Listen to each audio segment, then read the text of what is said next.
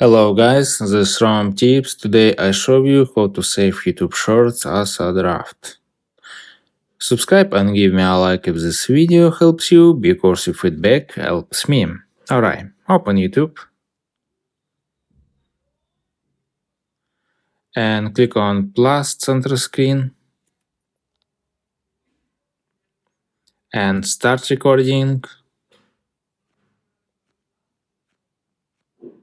Stop recording and click on accept and click on next and click on save draft